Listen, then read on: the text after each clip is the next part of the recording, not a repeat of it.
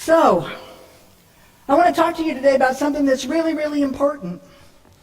And that subject is love. You've already heard it. John's talked about it. The musicians have sang about it. We rejoice in love.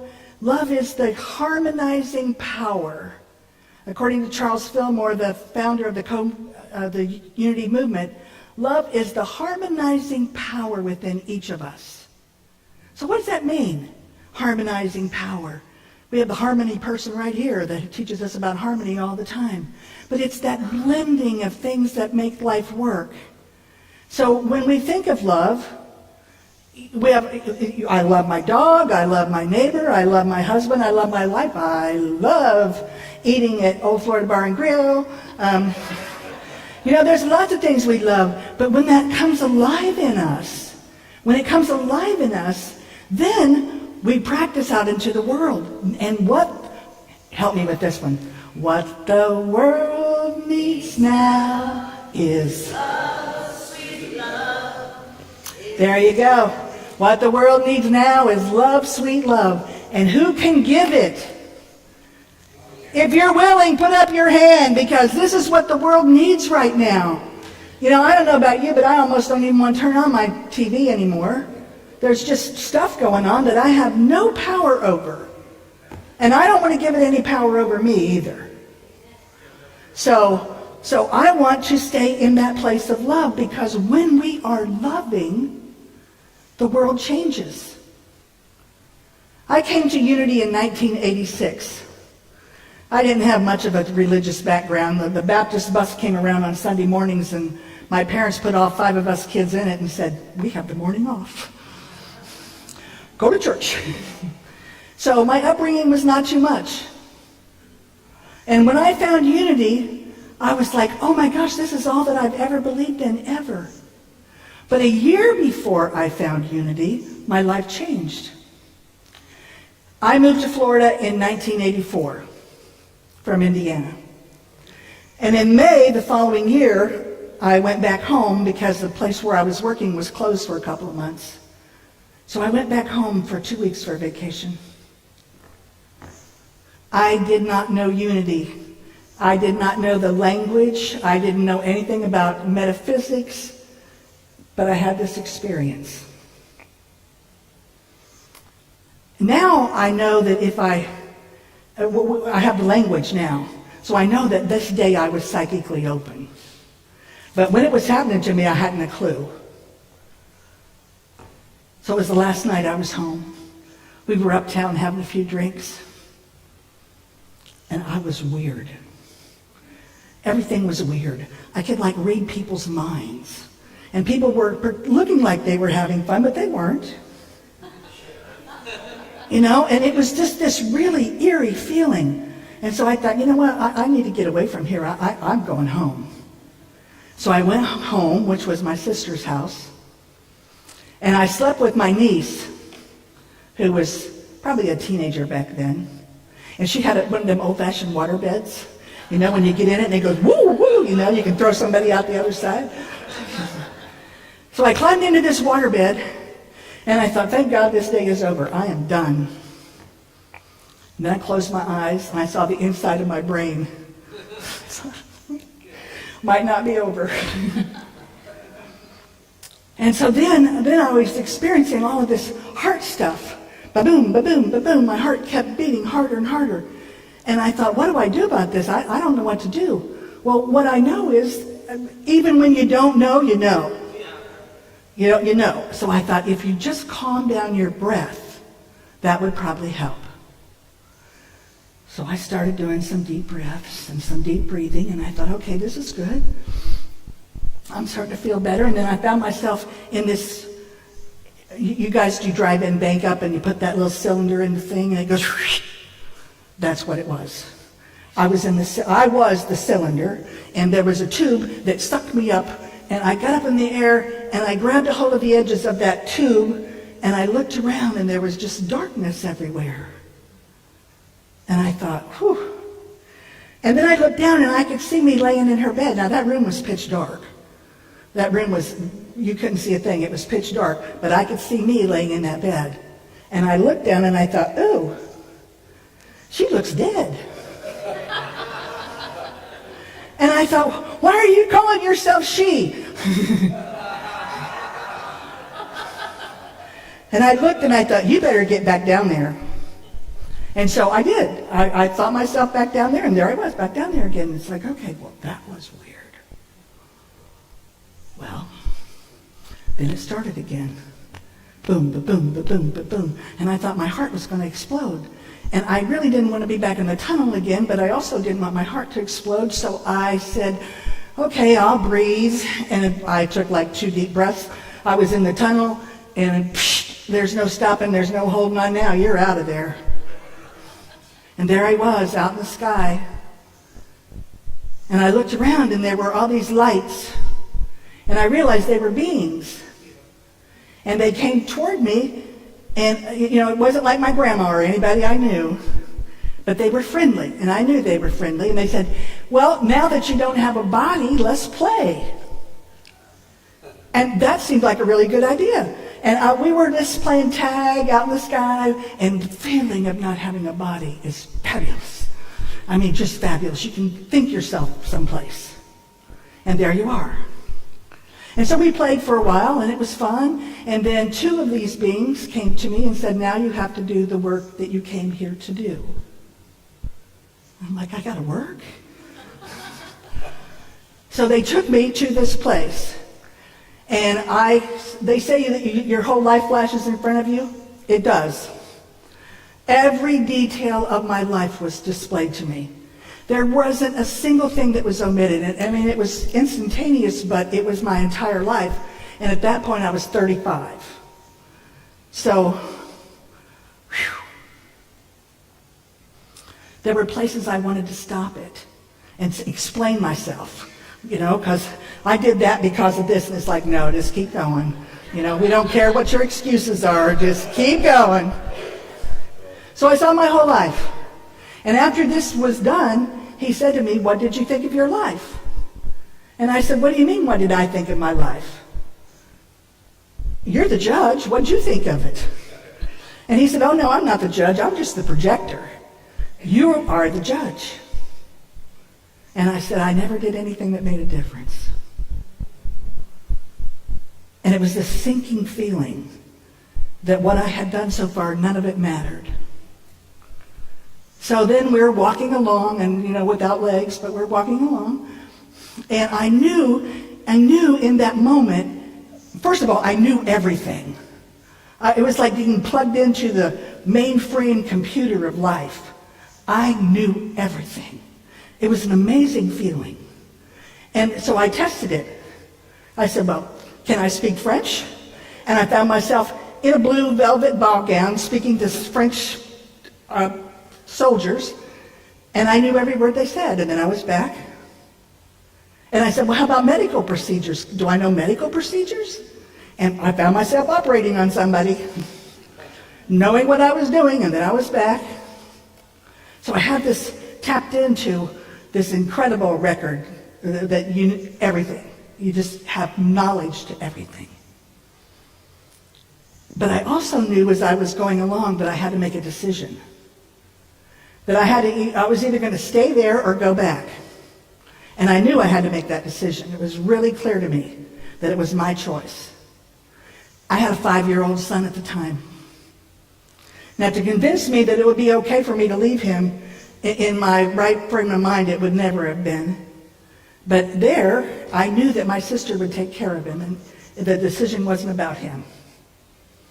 It couldn't be about him. It was about me. So then they take me to this light, almost like those. The light was so bright and so beautiful and so amazing that I just got flooded and immersed in this incredible light. And this voice said to me, what did you think of your life? And I said, I never did anything that mattered. And he said, well, you have a choice to make. You can either stay here or you can go back. And I said, well, if I go back, can I take this knowledge? He said, no. No, you can't, but you can tap into it anytime you need to, but you don't have full access to it like you do right now. And I said, well, I don't know. I kind of like it here. And I found it, I wanted to phone somebody and tell them that, I decided to stay. Don't worry about me. I'm good. And that wasn't an option. So it's like, what am I going to do? And the voice said to me, well, if you go back, I want you to take a message. And I looked at him and I said, nobody's ever going to believe me. Why? Oh, yeah, I got a message from God for you. Right. He said, don't you worry about the audience. I'll give you the right audience. You just have to make a commitment that you're willing to do it. And I said, okay, I will. He said, but when you go back, I have this message for you. And I said, what's the message? And he said, well, that we're only here for two reasons, to love and to learn. And if you're not loving and you're not learning, you're not fulfilling your life.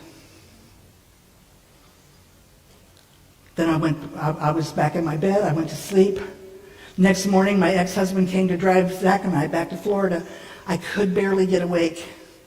It was like I had journeyed 1,000,000 miles, and I was just exhausted from it. And so he had to drive the whole way back to Florida. He said, one time I tapped him and said, couldn't you drive a little bit? And he said, you mentioned something about seeing God, so I thought, just let her sleep. I got home, I got out my old Royal typewriter. It wasn't even an electric typewriter. It was one of them old typewriters. And I wrote the whole experience down. I thought, I never want to forget this. And I can promise you I never will. I never had to read what happened. It is forever in me. But we are here to love one another. That's why we're here. We are here to love and to keep learning. And I tell you this, this time, when I go back, I will not have to say that my life didn't have any meaning, that I didn't make a difference, because I am dedicated to making a difference in this world. And I challenge you to be the same. Do what you can do. Our country's in a mess right now. Do what you can do.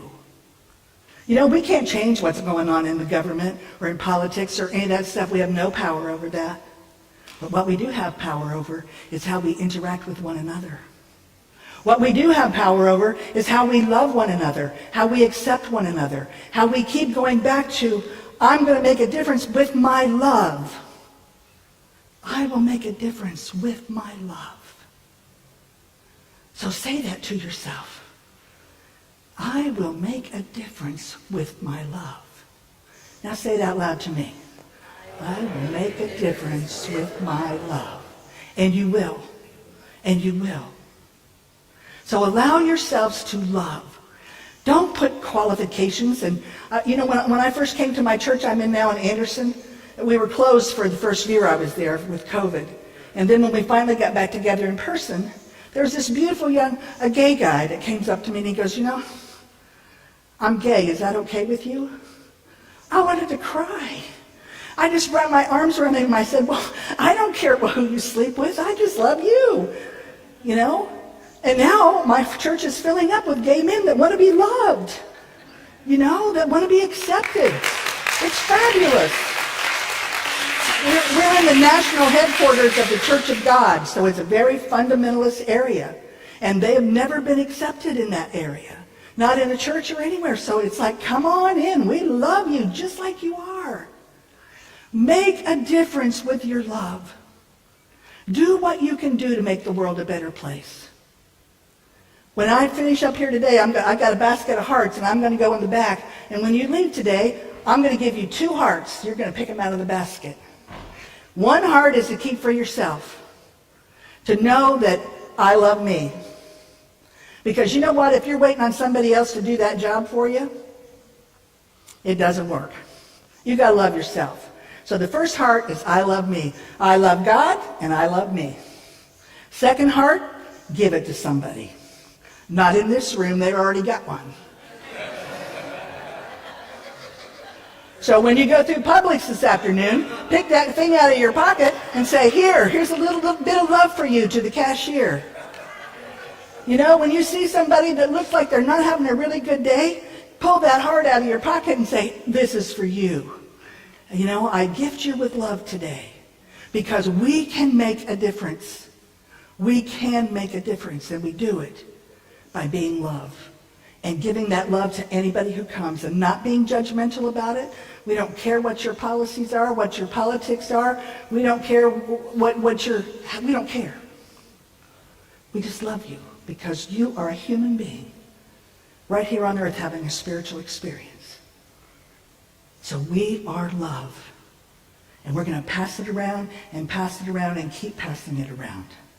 I had a wonderful opportunity Friday evening to serve your board with a board training. And you have a phenomenal board. A phenomenal board. And I also want to say a couple things about your phenomenal minister. Every time I come here, well, thank you, first of all, for welcoming me back. Because I love coming here, and I thank you for allowing me to come back. It means the world to me. And every time I come here, there's new people that I've never met before. And that's because of John. That's because of John, and what he's doing is fabulous. So I couldn't be more proud of this individual for taking this church into its next higher elevation. So thank you. I love this church.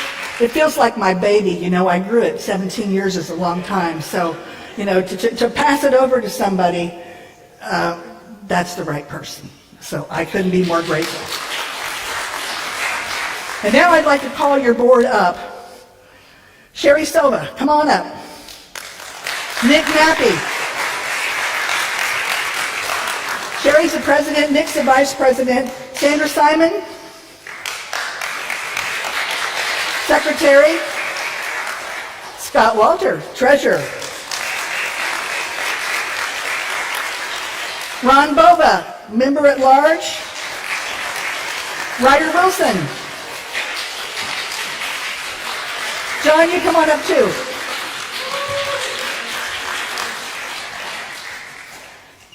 I like to give them a ceremony to induct them. They're just new on the board. Some of them are returning, and others are brand new to the board. So I want you to help me bless them. And we're going to give them our love today so that we can start this I Make a Difference stuff right now. So each one of you are here by divine appointment. God had his hand at choosing each and every one of you to do the work of this ministry. We believe that you are divinely qualified for this job. And we are grateful that you have chosen to do it. Not everybody is the right person to serve on the board, but each of you are. And each of you by your example. So, I need a helper, Kathy. Come here.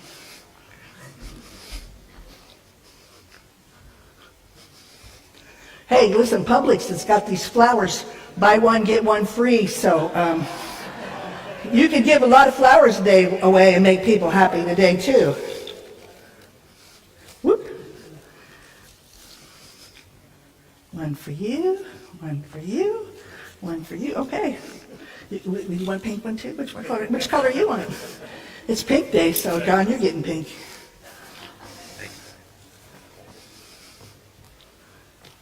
Thank you. All right. I'm on a plane. All right, so to breathe in and know that God has chosen you for this job, that it is yours to help grow this ministry into its next evolution, that by the gifts that you have been granted, that God has already given you, you are blessed beyond measure. So, you know the prayer? You want to sing it or you want to say it? Sing it. Sing it. We love you. We bless you. We truly appreciate you. And we behold the Christ in you. Give them your mojo. Ready? We love you. We bless you. We truly, truly appreciate you. We behold the Christ in you.